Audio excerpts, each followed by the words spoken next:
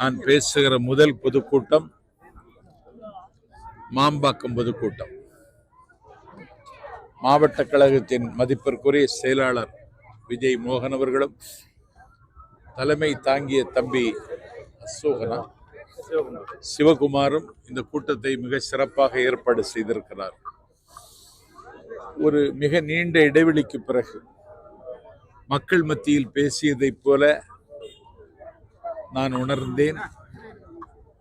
மக்கள் அமைதியாக எளியவன் என்னுடைய பேச்சை கேட்டார்கள். தமிழ்நாட்டில் ஆட்சி மாற்றமல்ல, ஒரு அரசியல் மாற்றத்திற்கான அறிகுறியை மாம்பாக்கத்தில் கண்கூடாக கண்டிருக்கிறேன். ஆகவே தாவேகாவுக்கும் திமுகவுக்கும் தான் போட்டி. இந்த போட்டியில் விஜய் முந்துகிறார் என்பதற்கு இந்த கூட்டம் சாட்சி. இளைஞர்கள் எல்லாம் இப்போ திமுக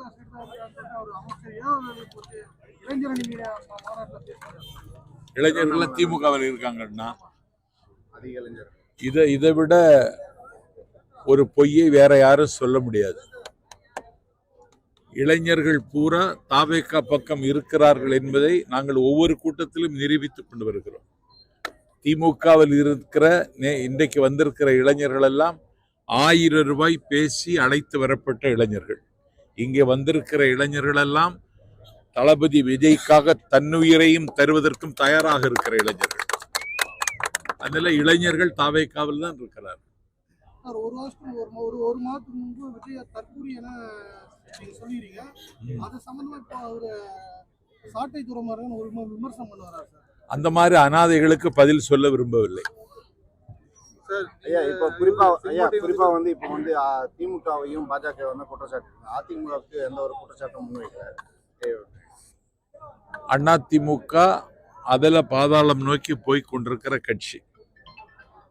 அந்த கட்சியில் இருக்கிறவர்கள் சத்தமில்லாமல் தாவேகாவில் தன்னை இணைத்துக் கொள்கிறார்கள். மாம்பாக்கம் கூட்டத்தில் கூட ஒரு தம்பி அதிமுக இணைந்து கொண்டார். ஆகவே மக்கள் திலகம் எம்ஜிஆருக்கு பிறகு தாவேகாவின் தலைவர் விஜய் அவர்களை எம்ஜிஆராக பார்க்கிற அதிமுக தொண்டர்கள் அலை அலையாய் அணி அணியாய் தாவேகாவுக்கு இணைந்து கொண்டு வருகிறார்கள்.